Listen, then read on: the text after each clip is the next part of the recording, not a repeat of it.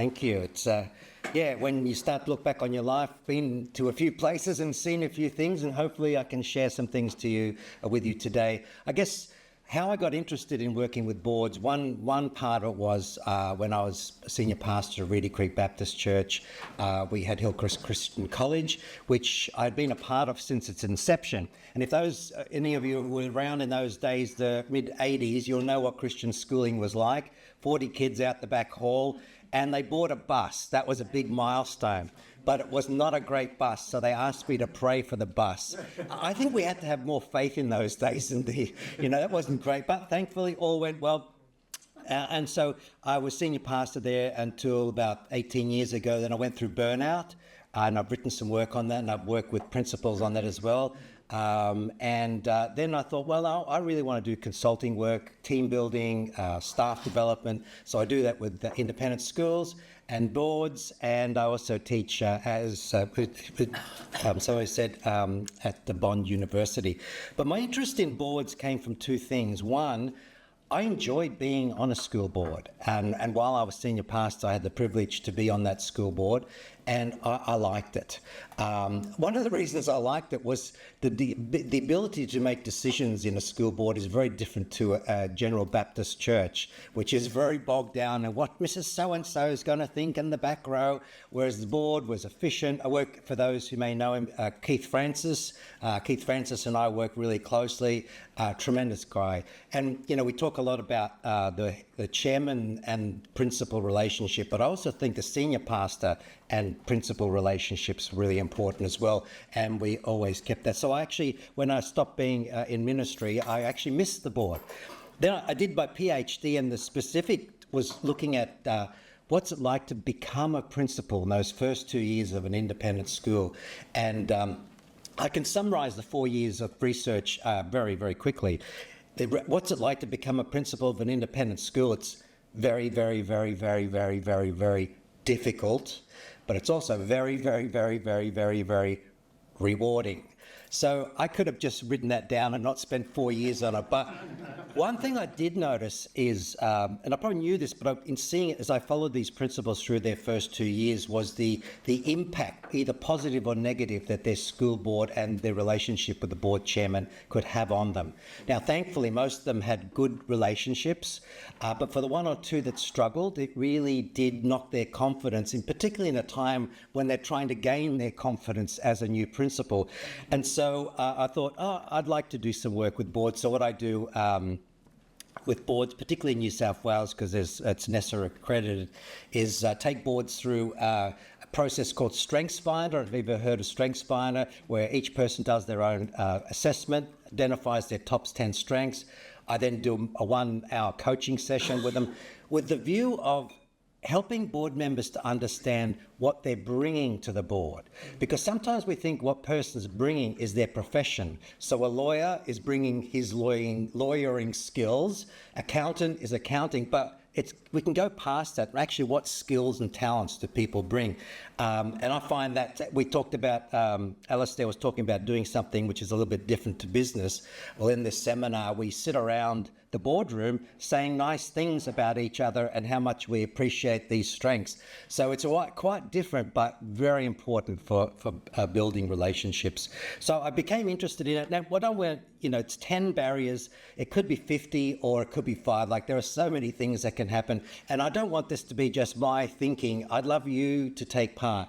And if you've got a question or a thought, add to it, please. We'll do some open discussion because I'd really like this to be an interactive time together.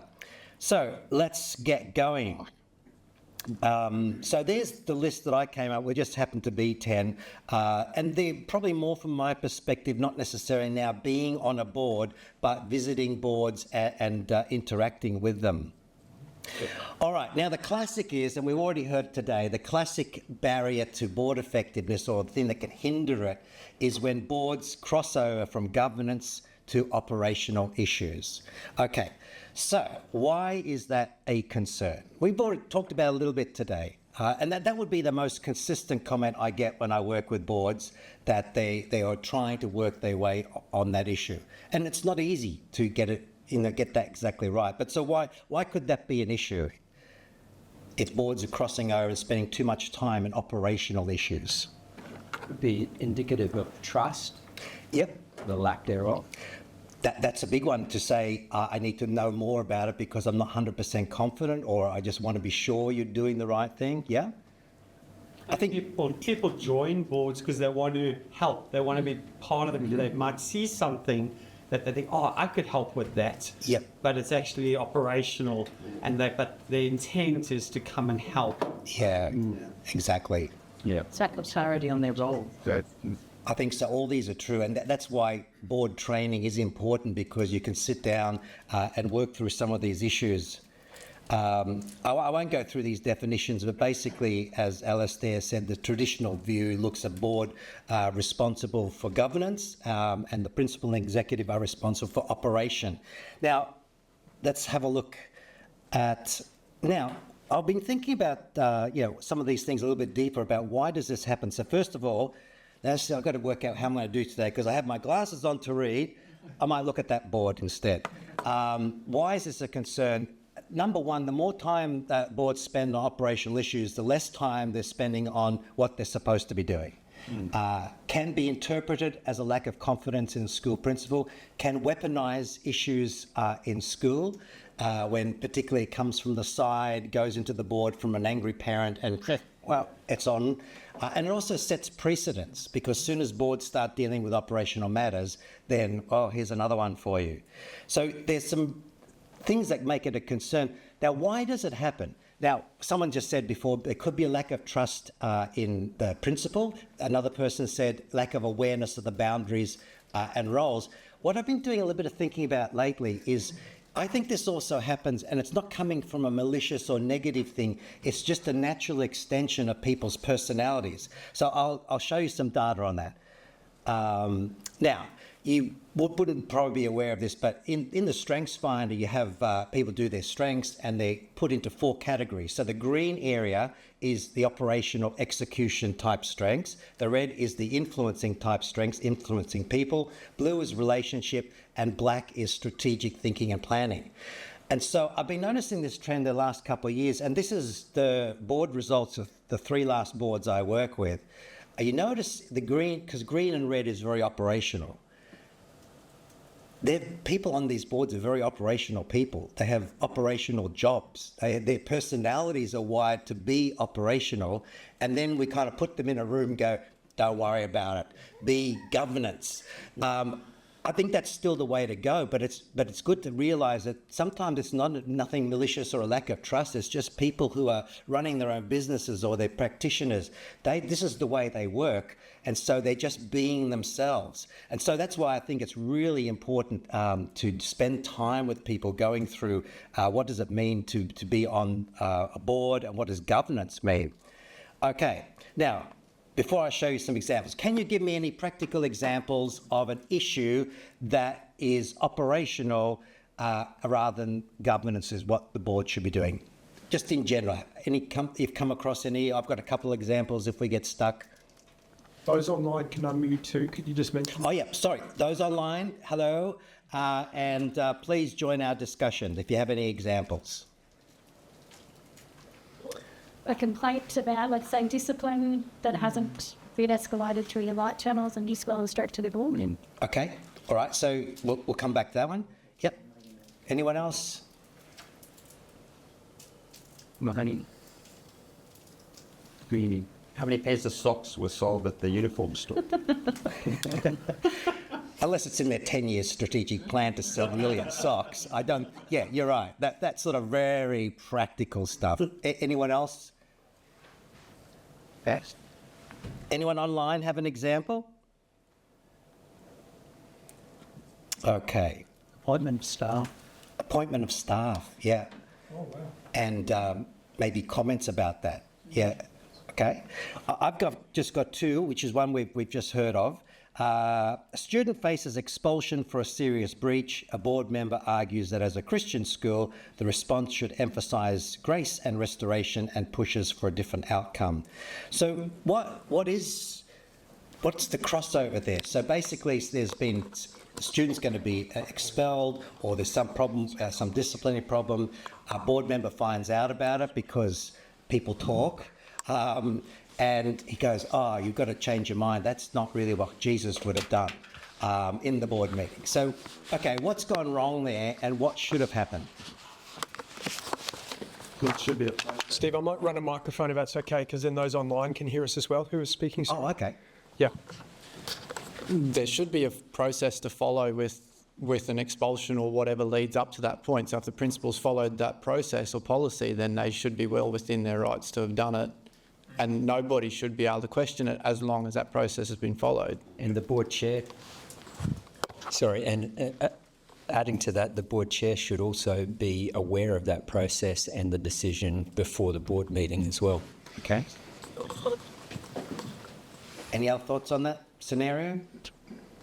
Because it's when we work with the board, it's good to help them to delineate what is operational and what is governance, but not just that, to say, well, what could we have done differently in that situation? The expulsion and those sort of matters being dealt with by the school and the board being informed is very appropriate. The board member pushing for an alternate outcome because of their opinion is probably where it's going wrong, in my opinion. Yeah. The board involved knowledge of what's happened. There's that need and should be occurring. You. Okay.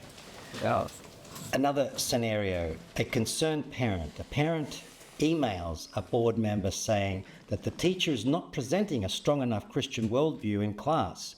The board member forwards the email to the other board members and suggests that the teacher should be reviewed.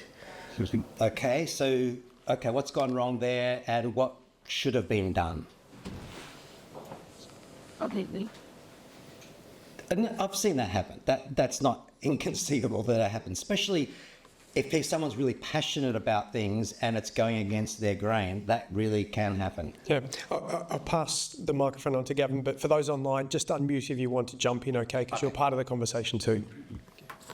So there should be a process in place for the parent to escalate concerns initially via the channels of the school to the principal and then to the board.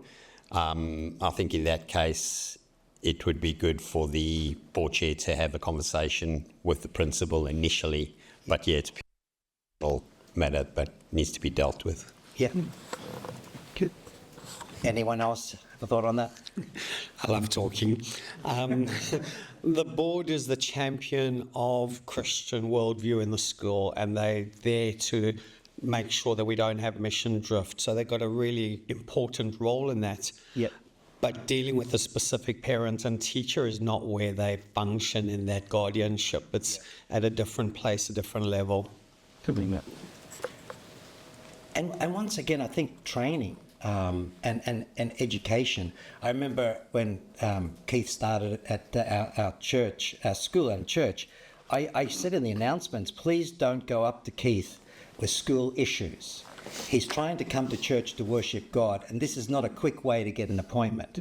But it's, I don't know if people ever listen to me or not, but it's a matter of saying to people, if this happens, this should have happened this way. If you want an appointment with a principal, there are ways. Okay, so what should then the board do? So the board member's walking around the playground because he's got kids there, or she's got kids there, and some parents are really angry about it, and in their face, what should they instead say? Rather than say, I'll pass it around, what should the board member say? Or I will, Carver. Encourage them to follow the process of raising that concern with the appropriate people in the school. Yeah. And then have a discussion with the principal, potentially at a board meeting afterwards, but leaving it to the board, the school to follow that through. Yeah. Okay. Appropriate processes. Yes. I'd go as far as to say that, go through your upline, and obviously it gets to the principal. And I would even wait for the principal to escalate it to the board chair if he feels it's necessary. Yeah. And once again, it's procedures, principles, and communicating that. So in a board induction, if you're taking someone new into the board, you can give them scenarios like that to say, hey, this is not inconceivable that someone's going to contact you directly. This is our function, this is what we should be doing, and this is what you can do. Because if they're prepped up for it, they're not going to get caught unaware and panic, oh, no, I've said I'll send the email, I have to. It'd be very straightforward. There are procedures, there's ways of doing this, and I encourage you to do that. And so there are ways of helping board members to understand the differences. So how can it be prevented that slip over into operational discussion of roles and boundaries with examples that are governance and operational, changing mindsets so that operational person, when they come to the board, understands this is a governance meeting and I have to think differently. And I have to put some of that, if you remember the black section, which is the thinking and forward planning, I have to release a little bit more of that and less of the green in this meeting. Also acknowledging that sometimes boundaries are not always perfectly clear. I'm sure we could probably find some that you kind of think, and even when Alistair was talking, it seemed to be there's a bit of a blur there sometimes in terms of what is operational, what is governance, what should be, shouldn't be, but open discussion is the only way to go. Leadership by the board chair really should take the lead on that, and when it comes to the agenda or handling items, should they be going, basically, that's not appropriate, this is the way we're supposed to do it, and deal with it like that. And the last one is, and that ties back to what Alistair was saying, creating more quality time for long-term planning. I was in a board meeting just a few months ago, and that was what some of the board members are saying. We talk about long-term vision, we talk about strategy, but we don't always allocate quality time. Now, well, by quality time, I mean, don't have it as agenda item number 12. Have you ever been to a meeting like that where, and now we get to really talk about the important stuff? It's 11:30. Actually, my record for a board meeting was after a board meeting, I was sitting, and this wasn't Keith, it was another principal. I was sitting in the principal's office with the board chair at midnight, and I thought, this is not healthy. We've already worked the whole day. We've had a board meeting for who knows how many hours, and now we're having the meeting after the meeting. And so sometimes these things get relegated, but the whole concept of a retreat is a great idea where people actually have some time to not just be focused on stuff that to do with the board, but relationships. I had a disagreement once with someone because I told them what I do, and he said to me, oh, I don't think you should bother about that because boards don't need team building because they only meet 5 or 6 times a year. And I thought, that's exactly why they need team building, because they only meet 5 or 6 times. You want to make it count. You want to make it good and positive dynamics. But sometimes we're time poor and these things can suffer for it.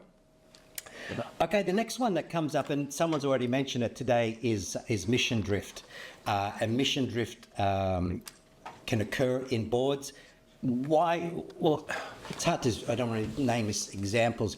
I guess one example I can think of was a school, not in this state, that sort of because of financial issues started some type of extra ministry that didn't really fit in with where they were going, and it did change the enrolments, but it also changed the culture of the school. And I remember sitting in their meeting and they were kind of going, I think we've drifted. There was a reason for it. The reason was financial and enrolments, and it was still consistent with the Christian message. It just probably wasn't where the original people wanted to go.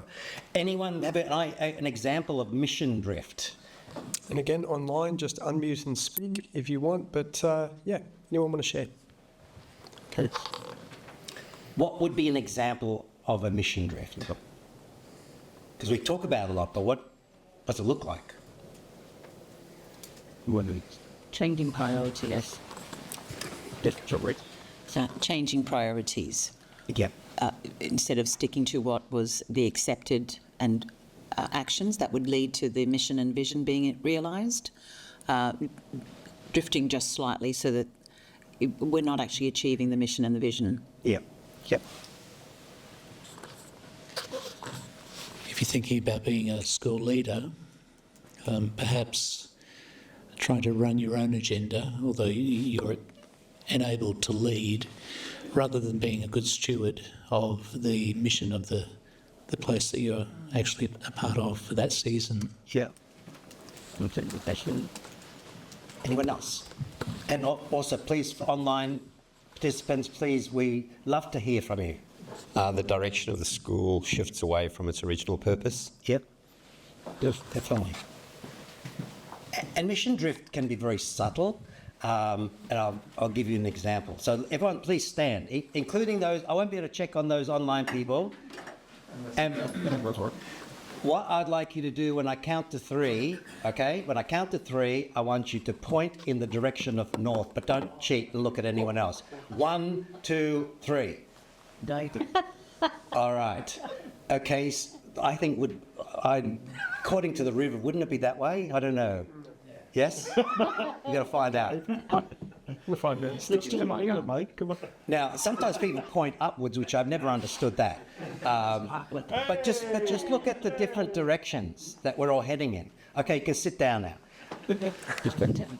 Sometimes we assume that people understand the vision and the direction, but they may not. And just imagine if that was our organisation and everyone's going, yeah, we're going north, we're going to go, it's going to be great, Steve, we'll stick to the direction. Where are you going? Even if it's like 1-2 degrees, after a number of years, that can be quite a big difference. So mission drift can make a big difference in the long term. In fact, mission drift is a process during which an organisation diverges from its main purpose or mission. The consequences of mission drift for social enterprises is severe as it threatens their very raison d'etre, which means their very purpose is threatened if they drift too far from their mission. Now, any thoughts on, before we look at that list, why do you think mission drift occurs? Similar to the question I asked before, but yeah. You're getting your steps up today, Dave. Trying to appeal to a broader community. So for a Christian school to say, oh, we kind of Christian on the side, but you know, this is who we are, this is our focus, instead of promoting who we are, who they are as a Christian school, trying to get more enrolments from anyone and everyone. Okay. Yep. Resourcing. If our agenda is that we want to employ all Christian staff and there is a lack of available, suitably qualified people, do we compromise on that?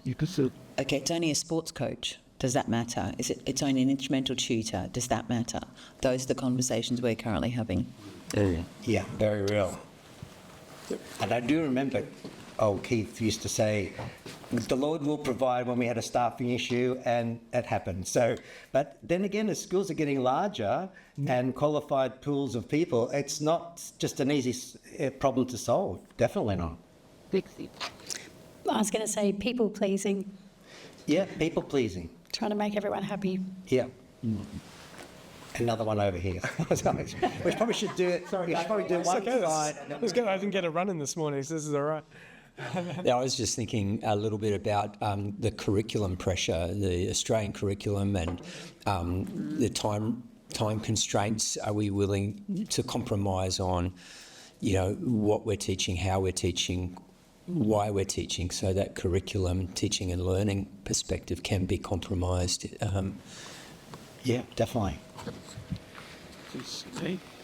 So a few that I've written up, the mission statement is unclear. It's not completely, like it's too fluffy. It's not tangible on, and where are we going, and what does that mean to go in that direction, like the north, in being very specific. Financial sustainability, I would say that influences a lot of institutions in that. Community expectations we've talked about, regulatory demands, personal agendas, and the other one that we have to bear in mind is people change. I was working with a principal last year in another state in a religious system, but he was challenging his faith, and that was really hard for him because legally obligated. He was obligated to believe certain things, but he's reviewed certain things, and so people do change, boards change, and school changes, and sometimes we do need to revise the vision because that was written 40 years ago, but we need to hold true to whatever vision we feel God's putting on our hearts. Okay. Now, how can it be prevented? I think making sure the main thing stays the main thing, people understand what that is, and I love this passage from Mark chapter 1. It's actually one of my favourite Bible passages, because why it's my favourite is that it shows how Jesus had to make tough decisions. He had to be careful of mission creep. And it's not always, I'm going to choose this or something bad. Sometimes it's, I'm going to choose this, or that's actually quite a good thing too. So how do I distinguish that? And I think this is a great example. So I'll just read Mark chapter 1, 29 to 39. Richard. So this is in Mark chapter 1, very beginning of Jesus' ministry. Can you imagine the excitement of the disciples finally seeing stuff happen? It's all happening. And as soon as they left the synagogue, they went with James and John to the house of Simon and Andrew. Simon's mother-in-law was in bed with a fever, and they immediately told Jesus about her. So he went to her, took her hand and helped her up, and the fever left, and she began to wait on them. That evening, after sunset, the people brought Jesus all the sick and demon-possessed. The whole town gathered at the door. Jesus healed many who had various diseases. He also drove out many demons, but he would not let the demons speak because they knew who he was. So it started with a bang. This is it. It's happening. Jesus has talked about this stuff. Now there's the whole town. Hundreds, maybe even more, people who are sick, demon-possessed, and Jesus is dealing with them, and the word's spreading, so there's more and more people coming. I just love this next bit. Very early in the morning, while it was still dark, Jesus got up, left the house, and went to a solitary place where he prayed. Simon and his companions went to look for him, and when they found him, they exclaimed, "Everyone is looking for you." Now, I added my own exclamation, but it does sound like they're a little bit derogatory there, kind of like, Jesus, hello, crowd's there, what are you doing up here? Like it's if like he didn't know that, but they couldn't understand it, because why wouldn't you be in the action? That's the whole point of this whole ministry. And Jesus replied, "Let's go somewhere else, to the nearby villages, so I can preach there also. That is why I have come." So he travelled throughout Galilee, preaching in their synagogues and driving out demons. Yeah. I guess he could have made a different decision. He could have stayed there that day, and he could have started Jesus' healing ministries. First of all with a tent, and then a big building, and it could have been a mecca of people coming for healing, and it would have been very successful. But Jesus, and we never hear, I've never heard a sermon on the people that Jesus didn't heal, or the people who are grumbling about Jesus, but I'm sure not everyone's happy. Someone's just dragged their leg 2 miles to get there. Where's Jesus? Oh, he's gone somewhere else. Well, you know what they would have thought. But Jesus realized that his primary mission was not healing, it was proclamation of the message. And so his mission was to keep on mission. And I'm thinking, well, if Jesus had to do that, how much more do we need to do that as well? I think the key to that is that the solitary place where he prayed for that guidance. What is it? Because it wasn't a bad thing or a good thing. It was just, they're two good things to choose from. But to stay on mission, he had to make that decision. So don't get sidetracked. And if you feel the board's getting sidetracked, then to bring it to their attention. Okay, the next one. No names if you have met some of these people.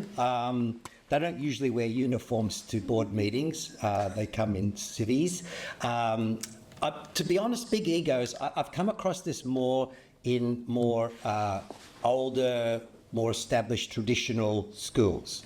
Like I had a call from someone a chairman of a board of a school in Sydney, and they had about 19 people on the board, but it was regulated by the denomination to have that many, and they're the right reverends and Dr. so-and-so and Professor so-and-so.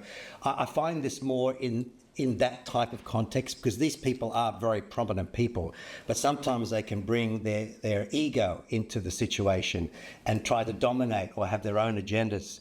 But then again, having said that, I've been in meetings in Christian schools where there's a domineering personality and someone is just doing all the talking or being very derogatory to people, and that, what effect does that have on the board? If you have one, it's especially difficult if it's the board chair. Then it makes it harder. But what effect does that have? You know, someone who's domineering in conversations, taking up way too much of the time in what they're saying. No one else gives their opinions. Yeah. Just you lose all the wisdom in the room because there's no point of speaking because the decision's made and who cares? and they're just going to dominate anyway. Yeah. Yep. Yeah. Others? I think it leads to the conversations that take place before and after. So the meetings before the meetings, because you know that when you get to the meeting, the domineering personality will hold forth and everyone else won't get a chance to say anything. So they do the talk before and after, or create alliances. Yes. Yeah, and you see that with people, you know, after particular larger meetings, you see people hiving off the meeting after the meeting and trying to suss out who agrees with them and kind of building that group. And it's dysfunctional if it's not controlled, because it doesn't. Number one, there's an overplay of their thoughts, and secondly, other people don't get a fair chance. Now, sometimes board members are quiet in their nature, and they have something to say, but because they're more introverted, and so it's really important to make sure that either you ask them all to say something, or just ask them, do you agree with this or not? Because sometimes we assume that people, because they haven't said anything, agree with it, and the ones who don't agree, they're very loud, but that's not always the case. And so always give your quieter members that chance to say, are you sure you understand this? Are you with us on this one? And give them the space, which we'll talk about in a minute, to say their opinions. Okay, loud and domineering, and which we've known, but sometimes it's more subtle than that.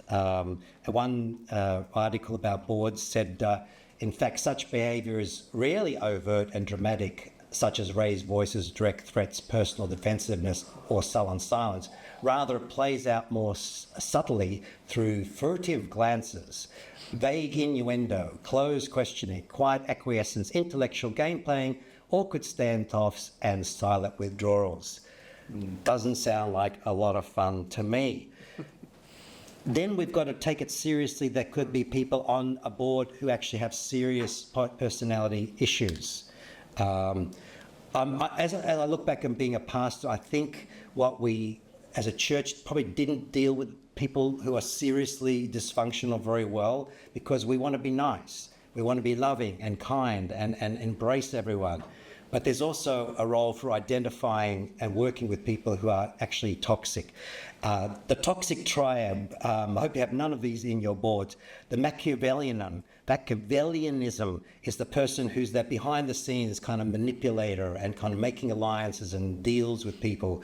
I find them very hard to work with, because you don't see them doing their work. The other ones, you see them doing their work. Next one is narcissism, people who are in love with their own image, and basically everything's about them. But what I've learned with narcissists, they have a very thin skin, and if you say something a little bit negative, they really do fall apart. And then there's the psychopath, who has serious lack of empathy and high risk-taking. The interesting thing is some of these people are very successful in business. And I read an interesting article about narcissists, and it was basically what happens to narcissists in the real world. And the article says they get promoted to another company, because what happens is they actually come up with lots of results. They've wrecked everything, but they've come up with results, and the company goes, good results, let's bring that person here, not realising the toll. But I would have thought narcissists get fired and get sent home. But in reality, and in one argument I heard was, in some ways, boards need a little tiny bit of someone like that who's brave enough to make really brave decisions.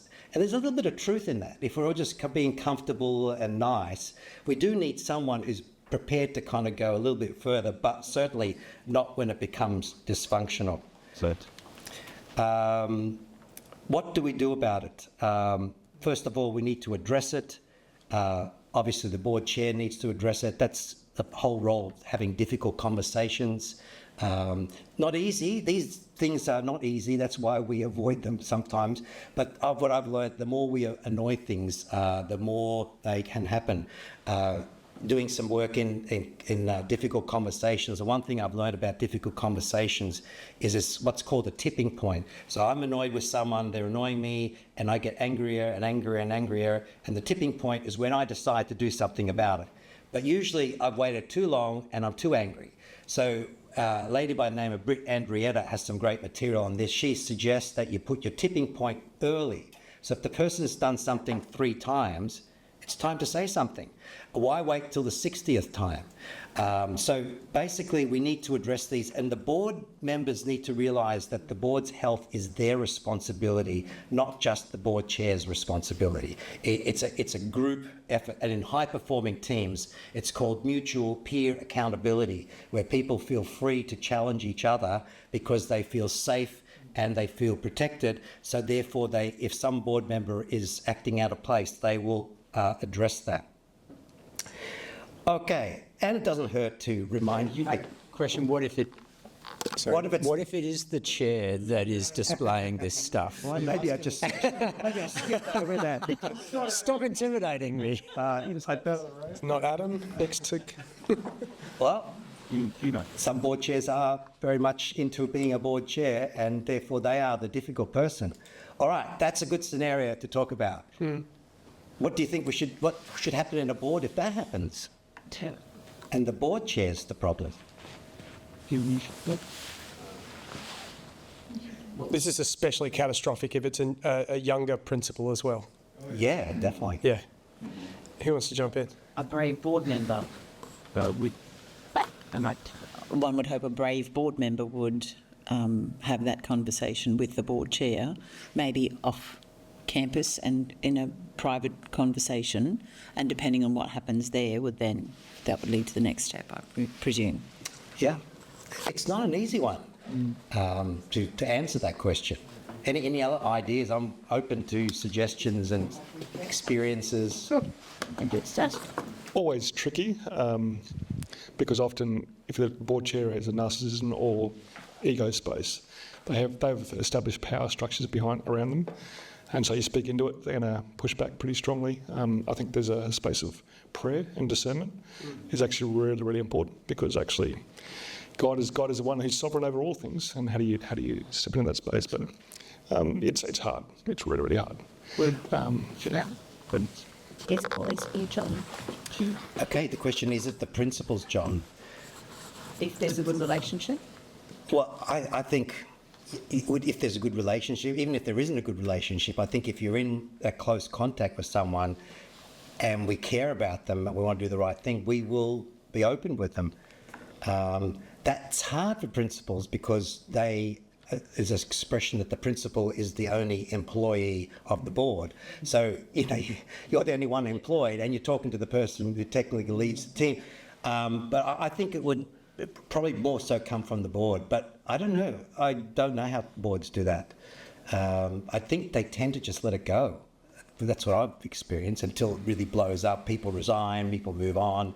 That's what I've seen. But I don't know if I've ever seen it tackled constructively and effectively with great change. That's the downside of it. But with God's grace, anything's possible. And I think we owe it to people to give them an opportunity to change. Very interesting topic. It also depends on the organisational structure. So we have a membership which is above the board, and their sole role is to look at mission drift, but also they appoint the directors. And then obviously the directors on the board govern and appoint the principal. So in that case, if there was a board chair, which was a problem, the directors could approach the members, and then the members could actually investigate, and if they found, they could dismiss the board chair. But that's not a traditional model. Yeah. That's a question from me. Maybe this is for you to answer. But do most of your boards have a policy for set periods for, say, the chair? And is there a process if the chair is problematic that could be addressed or not? Or do they just keep rolling on? Because I've seen some people in their roles for like 15 years. And has anyone got advice? Yeah. So we, at an AGM every year, the whole board resigns and get reappointed. So that's one way to deal with that. And then anything after a 6-year tenure on the board has to be by consensus for the rest of the board. Anyone else have some input on that? Yes. This is where it gets tough. I'm thankful. When I was on a board, I never had to deal with this level of conflict, but I know it's the reality for people. And sadly, usually the principal goes. That's what I've seen at the end of that, because you almost can't win that. Gee, we have a code of conduct that we discuss and sign each year at our first board meeting, but again, it comes back to, is there somebody brave enough to follow through? Yep. I think that's a great, and I think most boards in their policy would have that sort of code of conduct, but actually get people to cognitively sign on to that. Because if they haven't done that, then you can't really hold them accountable. But if they've said, I actually am committing to being civil in my language, do this, and if they break that, it's much easier to say, can we just revisit this, because I've noticed a few things that we may need to talk about. So I'm not a real huge, have so many policies, but sometimes policies really, particularly in tricky situations, they can really save you, because you just go, well, it's not me, it's the policies to do this, this and this, and I'm just doing that. But ultimately, honesty, forgiveness, all those great principles are the most important. All right. That's good. And it doesn't hurt to remind people of scriptures like, therefore, as God's chosen people, holy and dearly loved, clothe yourself with compassion, kindness, humility, gentleness, and patience. Okay. Now, these kind of flow on, but when boards are dysfunctional, there's a lack of psychological safety. Now, psychological safety is a big buzzword at the moment. We're talking a lot about it. Psychological safety is when people feel free to take risks, speak up, disagree openly, raise concerns without fear or negative repercussions or pressure to sugarcoat the bad news. If you're interested in a great book, Timothy Clark's The 4 Stages of Psychological Safety, I found really helpful. It starts off by the first level of safety is inclusive safety. So everybody feels included, valued, loved, not judged. And so you're starting off really at an even playing field. Then there's what's called learner safety. Is this a board or a school where we are on the process of learning, and sometimes we make mistakes, but it's okay to make mistakes as long as we fix them. Because if there's a fear of ever making a mistake, that will be worse. It's better to say, as a board, be honest about it. We didn't make the right decision, but we've learned from that, and this is what we have to do to fix it. You're not going to be right all the time. Then the next one is contributor safety, that level of I feel I can contribute with my skills, my strengths. And the last one, which is incredibly important, is what's called challenger safety, the ability to challenge what's being said and thought of. And that's really important. If that's not there, there can be some real problems. Now, I'm struggling to find I can't remember the appropriate Christian terminology, but if a board doesn't have that freedom or doesn't have people playing and I'll say it, devil's advocate, is there a better expression to use than devil's advocate? Because we didn't really think we should have the devil have an advocate. Prophet. Oh, prophet, okay. So basically, you need people to challenge the system. Now, one of the things that I would do differently as a pastor going back, I don't think I'd be as nice as I was. Like, I think I let people get away with way too much. And because we don't want to challenge people, you don't want to upset the cart. And so it's a culture of niceness. But sometimes we do need to challenge what's being said. And that doesn't always go down very well. Let's have a look at this next one. So what happens when there's no challenger safety? Well, boards are not effective. Members don't feel safe to share their views. In this article, they call it the conforming board. Board members are less likely to raise controversial points or rock the boat if their peers seem otherwise in agreement. No one wants to be the lone voice of dissent and question the process of any idea being debated.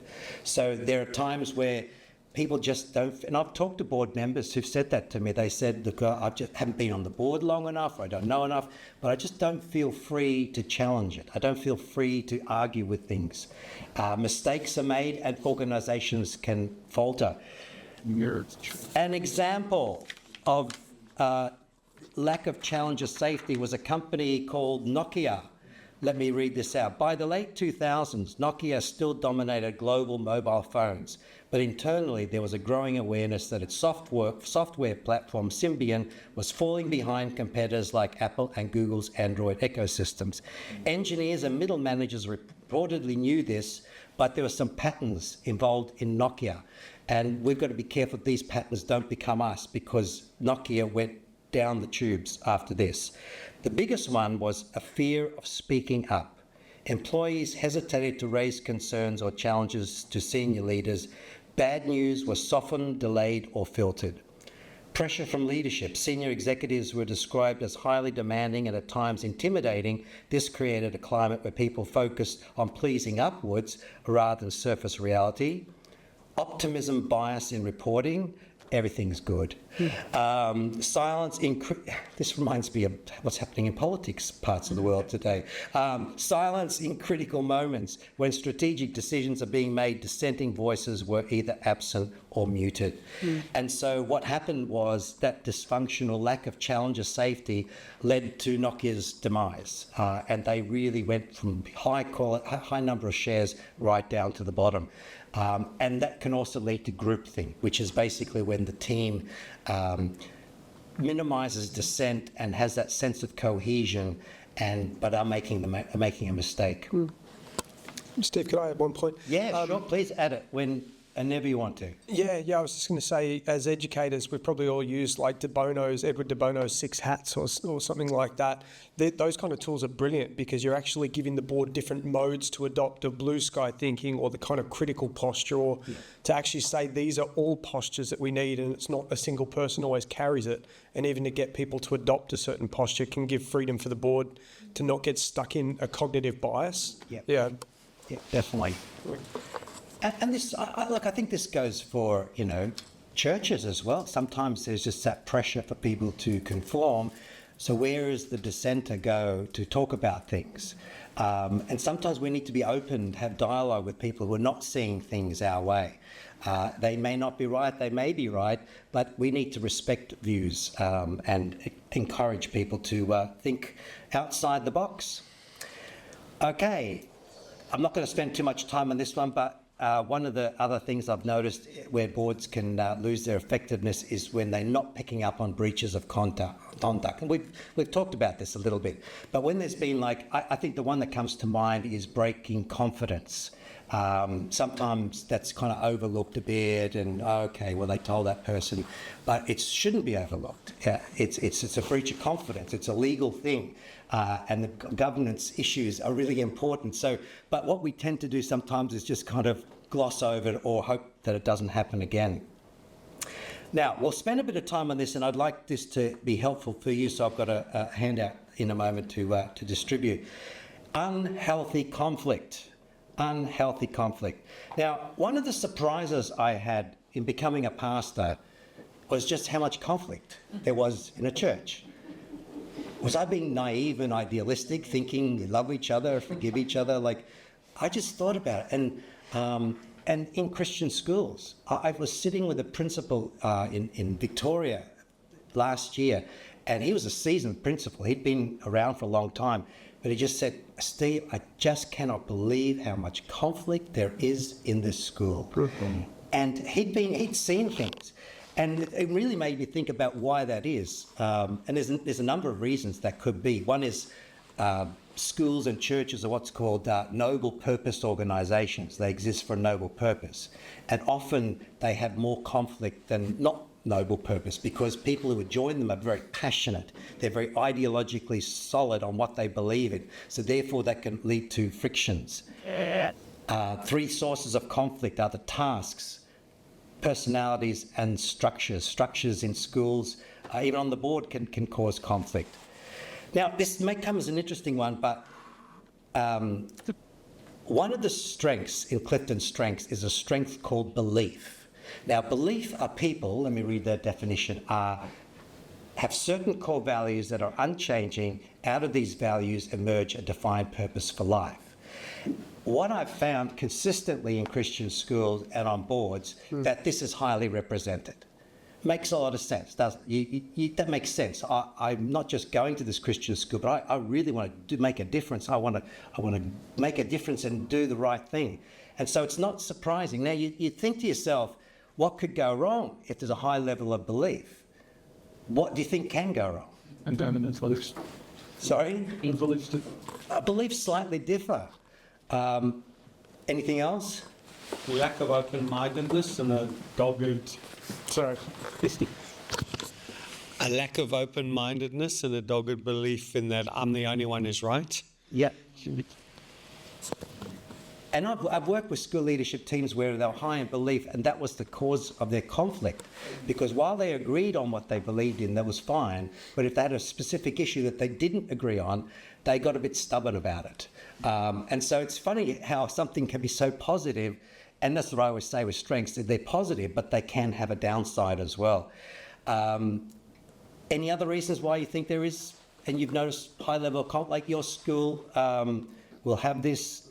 I'll show that in a moment. But any thoughts on high levels of conflict? Why do we find that? And again, those online, just unmute and speak if you want to jump in. We can hear you. But anyone in the room or online? I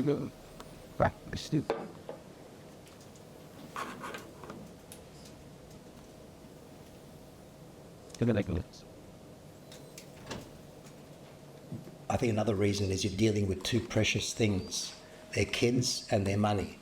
And when it comes to their kids and their money, that's a good recipe for there being conflict. But once I created this little grid of all the potential areas of conflict in a school. So after this diagram, I don't think you'll ever be surprised by conflict at your face. Because this is much higher than a normal corporation. There are more levels of potential conflict in a school. So let's start. I'll go through it because I'm sure you've experienced all of these. Some may not get to the board level, but some may. Students versus students, students and their parents, students and someone else's parents, parents against parents, students against teacher, teachers against teachers, teachers against parents, teachers against leaders, leaders against leaders, leaders against parents, sorry about the double L, leaders and students, leaders and senior leaders against senior leaders and the principal, the board within the board and the principal, the board and the founding church. Now this one does come up, we'll talk about that. The school and the greater community, school and governing bodies, and schools and other schools. And they could actually be Christian schools, and there's a sense of competition, and so there's possible conflict. So when I did that list, I thought it's obvious. You'd almost be surprised if there wasn't conflict walking into your office, wouldn't there? Like, what's gone wrong? Or the kids are all on holidays. What do you think? Do you think that's true? That because there's so many levels where we can experience conflict, and it involves families, involves kids, involves faith. All these things are great, but they're also a recipe for conflict. Any thoughts on that? True? We're not going back to hand in our resignation. Sorry, no, that's not. No, you got to think about that. Not off the record, yes. Yeah. Yeah. Instead. And that's not even internal conflict. So me conflicting with myself some days, or kids reflecting that their behaviour is different to what it was yesterday. Yeah, that's right. Like sometimes people say, I want to go to a tropical island to just get away from everything. But as soon as they get there, they'll have the internal conflict. Why did I decide to come to this island? Like, it's straight away. Any other comments about... And so therefore, but the application for today is when conflict happens within the board, and it's board members, the principal, board members, chair, that sort of conflict, that can be quite dysfunctional if it's not dealt with efficiently and properly. Any other comments? Anyone online have anything to say? As our schools mature, I've observed that as our schools mature, you can see sometimes that new people coming in with expertise, maybe from bigger businesses and corporations, there's sometimes that tension between people who we're education focused, but we need to be corporate driven and we need to have all the processes and risk covered, and that seems to be a tension that has bubbled up from time to time, particularly with new appointments of quality people, but not an understanding of the what schools are all about people, about kids, about all these different people. Yeah, definitely. So what are some things we can think about? First of all, see conflict as transformational.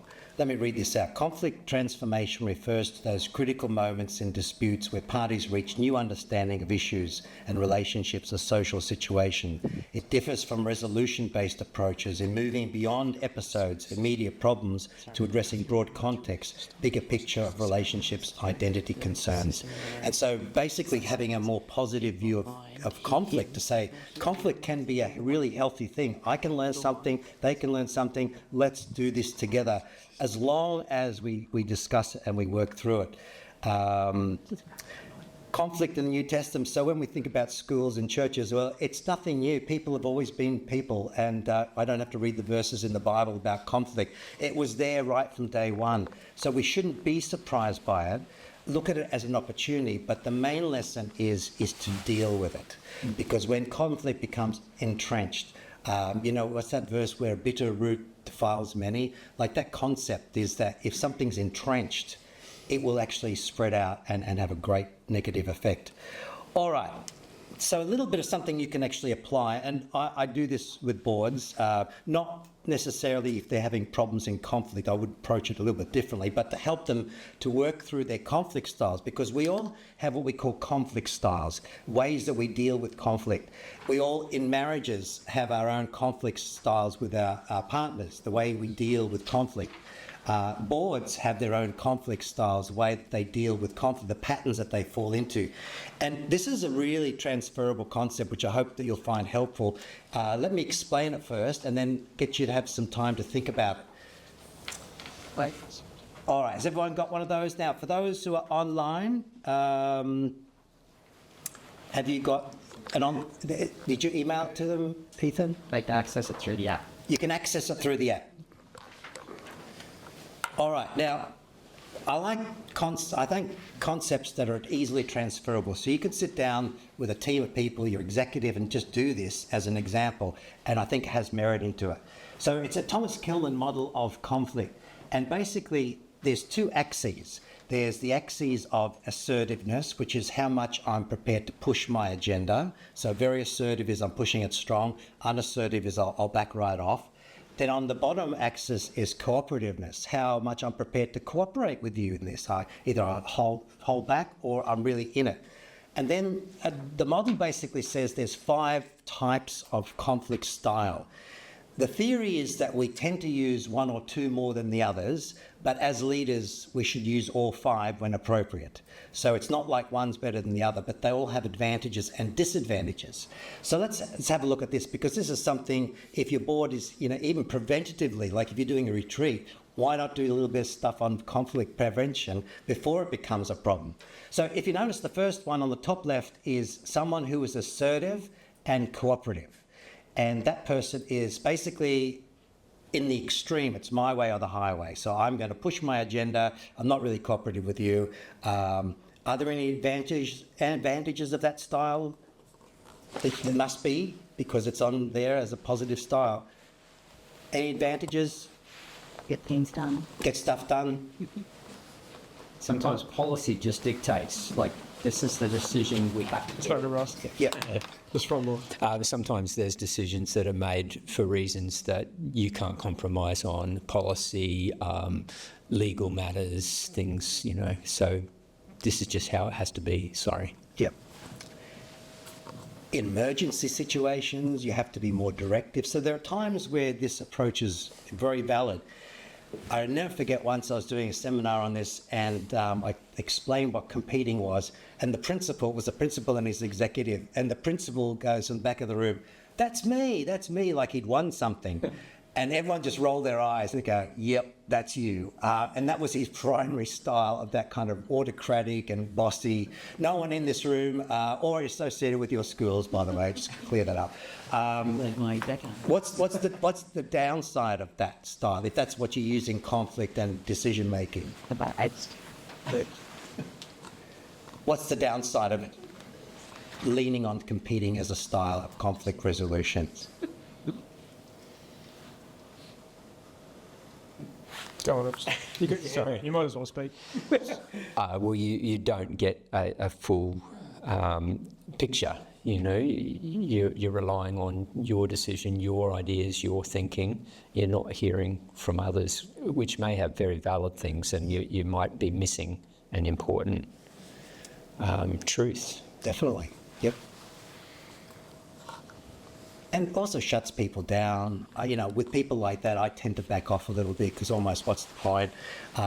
Which is a shame. I should probably be more assertive, but you feel like there's no point to it. So that's the top left. The bottom right is accommodating. People who are very cooperative but don't want to rock the boat. They're not assertive at all and basically just go along with whatever's happening. Lovely people, great to work with, fantastic to have around. What's the disadvantage of that being a primary style in conflict?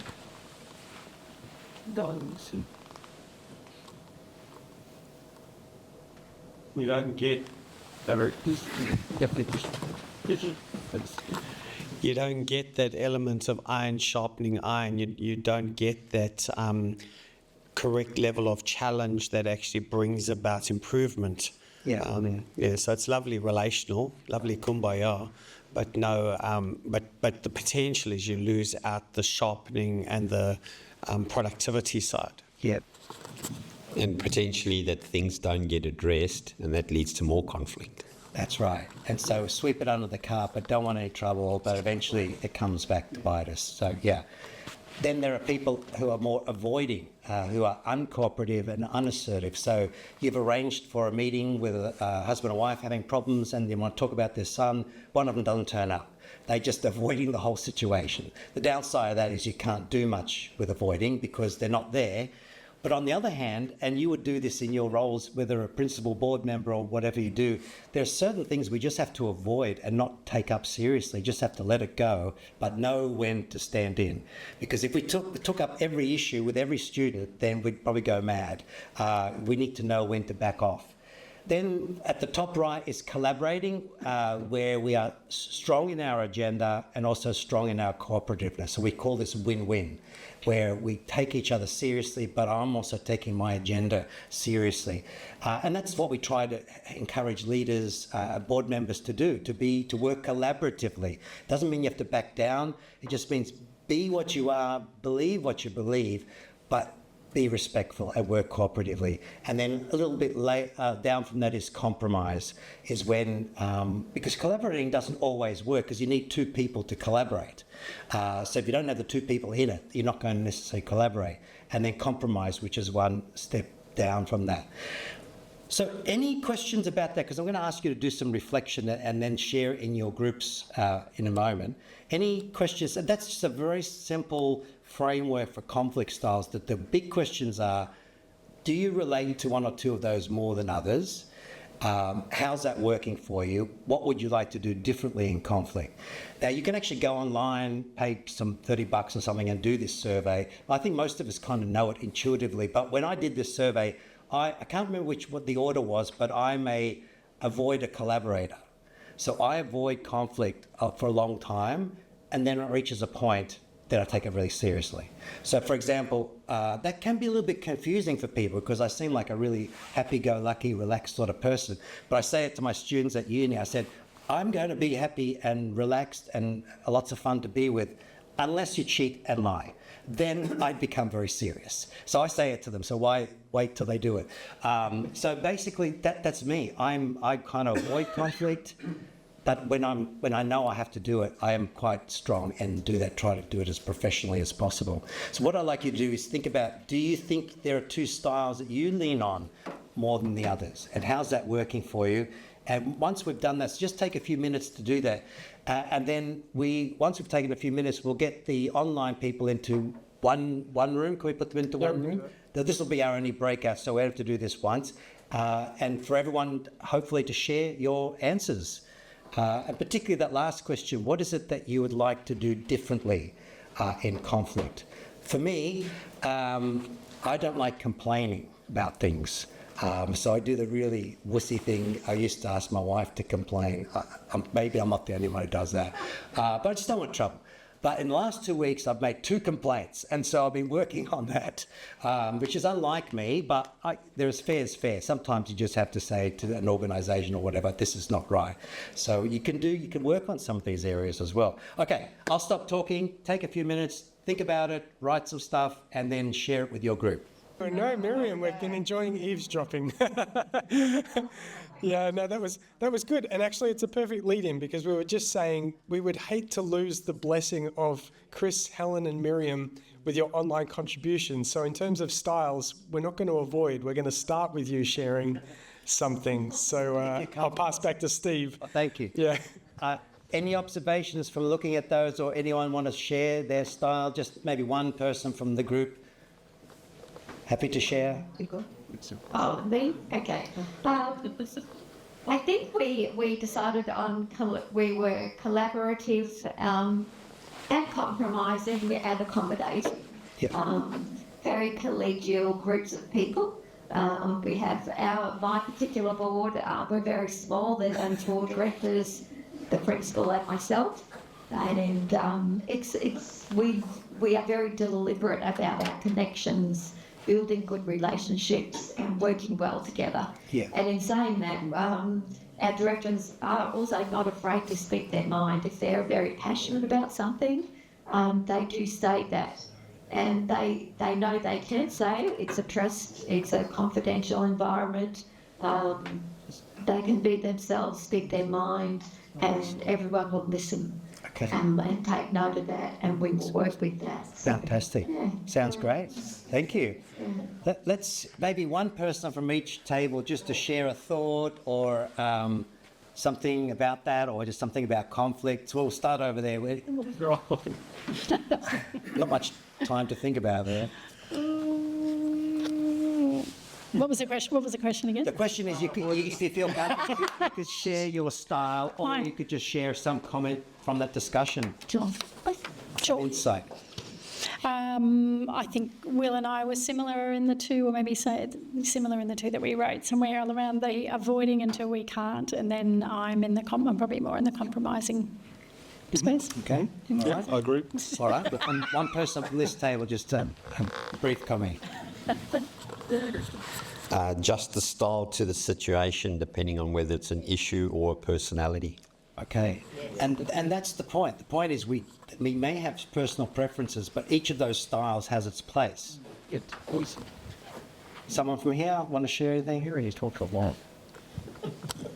I found it difficult to put myself in any one or 2 of those categories, but I find that it's more depending on the person and the respect that I have for that person or people that I have the conflict with. If I have very little respect for them, I'm going to push that my way's better than their way, not because I'm better than them, but I don't have respect for them in the situation that we're talking about, so they probably don't know what, the bigger picture is, I suppose, whereas somebody who I have a lot of respect for, then I will happily compromise my thoughts to hear theirs and settle somewhere in the middle, or collaborate with them until we get to, that compromise sort of thing. Thank you.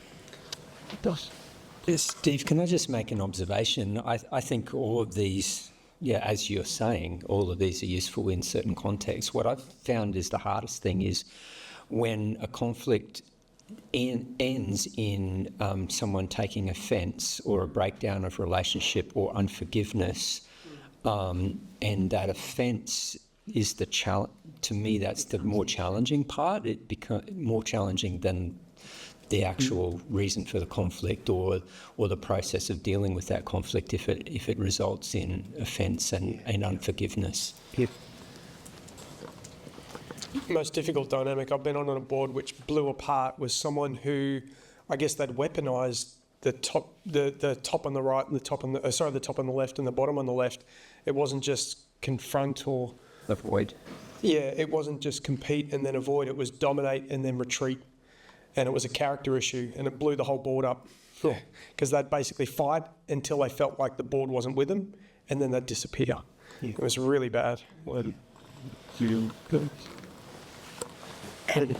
it's wise for us to be aware of our style, look for patterns in your board. How does your board do conflict? Some boards avoid it, some boards too much into it. Where are you on that? And just be aware of it and have open discussions. All right, we've just got a little bit of time left, so I just want to go through, before we move on from conflict, sometimes this is, particularly at a board level, quite a helpful thing to do when there's an issue, and then you map the conflict. So you look at who's represented in this conflict. Is it the parents? Is it the neighbours? Is it the government? And then you try to look at what their needs are, what their fears are, and so you get a bigger map of the conflict, because oftentimes conflict at that level is not a simple thing to resolve. Okay, just a couple more to have a look at. Difficulties in finding suitable board members.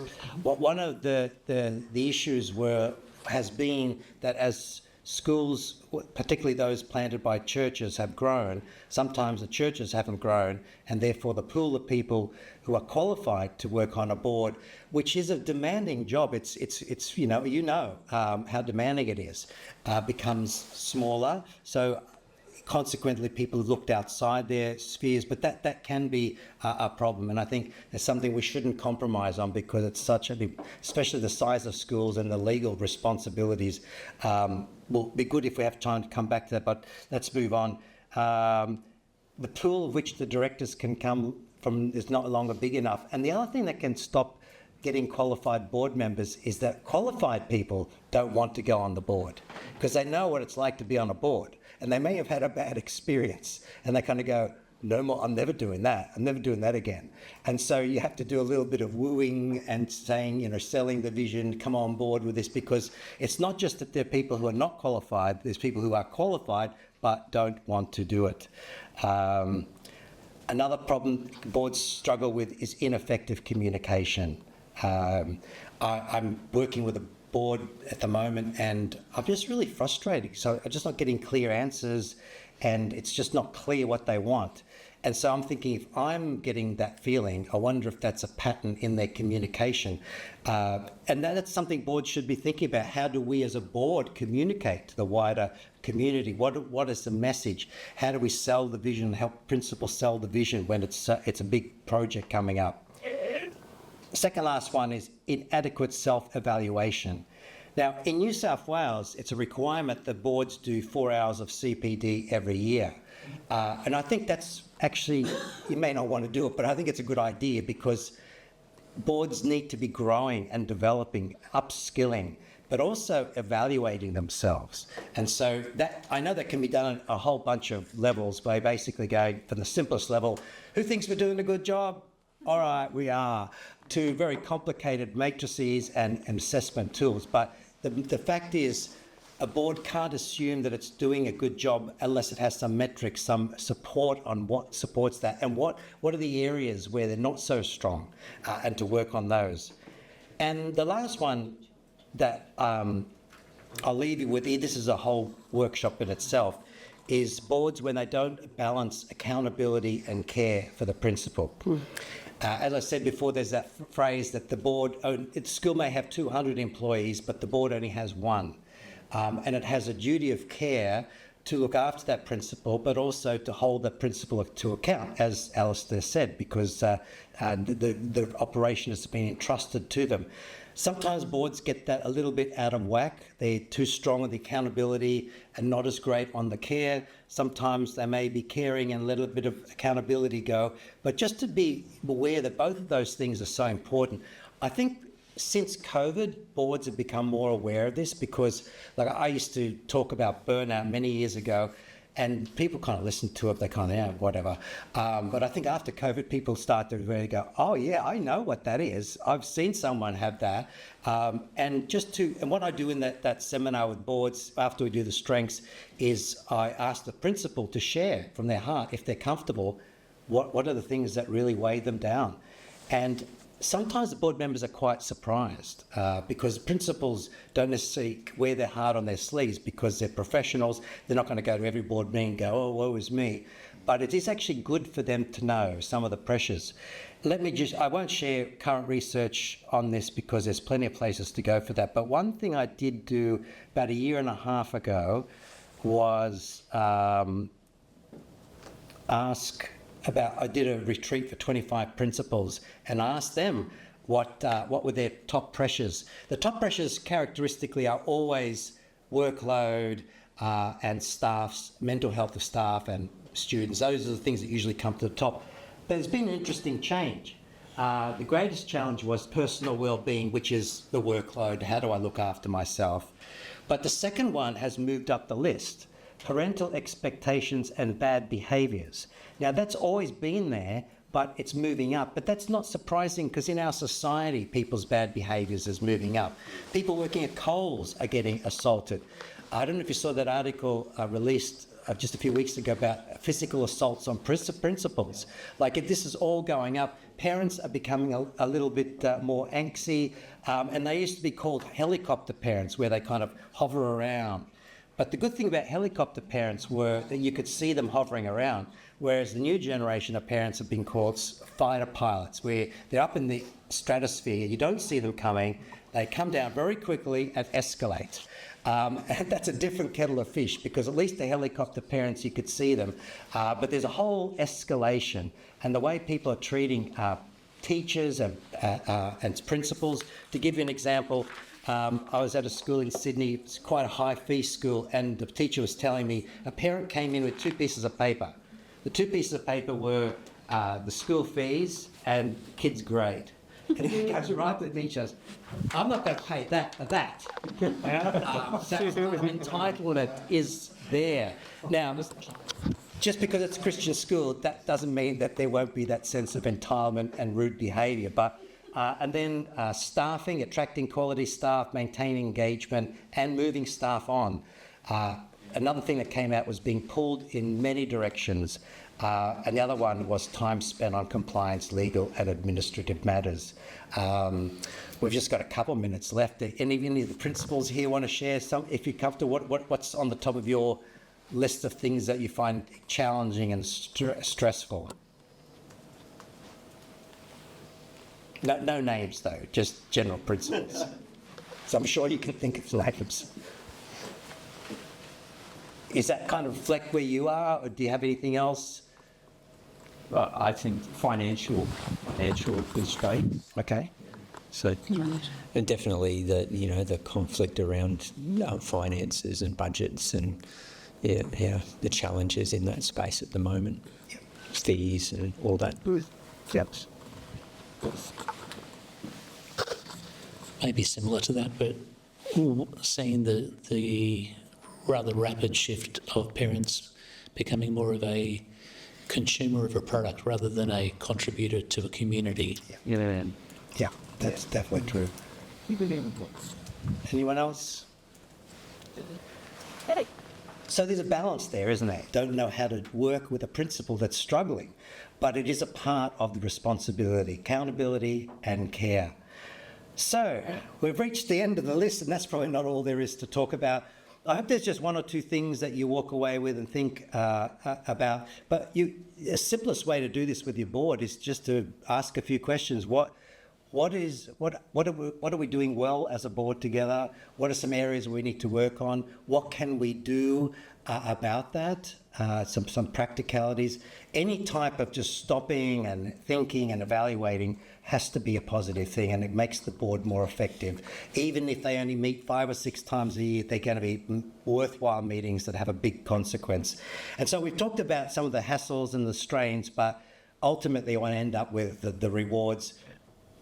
Why bother? Why bother principals, board members? There's hassles there, there's conflicts, there's annoying people, but why do it? I'm asking you. Oh, got 2. It's a calling, it's a joy, it's there's a yoke, but it's light. Yep. When it's reflective. Did you put your hand up? Okay. Now, I need to speak. Yeah, talking personally, I'm invested in the school that I serve. I've got grandchildren and their future's at stake. So for a lot of people, it's personal investment, but, as you say, it's calling and it's mission. Anyone else online? Why be involved if there's all these hassles? No avoidance. I'm actually going to ask someone online. Miriam, why do you remain involved? I absolutely, I think I have a passion for because this obviously the school is attached to the church, so the church is the school is a ministry arm of the church. So for me, it's that passion to see that being fulfilled and that purpose being achieved. So yeah, I love it. Actually, we do have a really good board, so I just love gleaning from all the wisdom in the room and just growing as a person too. Yeah. And Helen as well? I'd just like to reiterate what Miriam said. Every director that I've ever known at the school, as well as our principals and executive staff, have a huge passion for the school. We always talk about it being God's school, and it is God's school, and we see God's hand on this little school. Far away in Normanton, God's hand on that school, it happens all the time. Little things, big things, it's just lovely. And you're in the right place, you're doing God's work. Goodness. Thank you. And just leave you to encourage you to the impact that you're making in the lives of families, students, communities. Now, there's two levels of that. The impact that you know of, but there's a lot of impact that you don't know of. When I was teaching a subject, we asked students to write about inspirational leaders, and they often wrote about their school principal. And I knew the principals at did anyone remember Patrick Wallace? Anyone know him? Oftentimes, because I was on the Gold Coast, they wrote about him, lovely guy. And I'd get their permission, but I'd show him. And it was like, wow, your influence is bigger than you think. And I think that's something that you're influenced, but there's a lot more out there that you're influencing. And being on the board, you may not see that directly, but to believe that you're making a big difference in people's lives. And that's the fuel, that's the reason. And all the best for your boards, and I'll hand it over.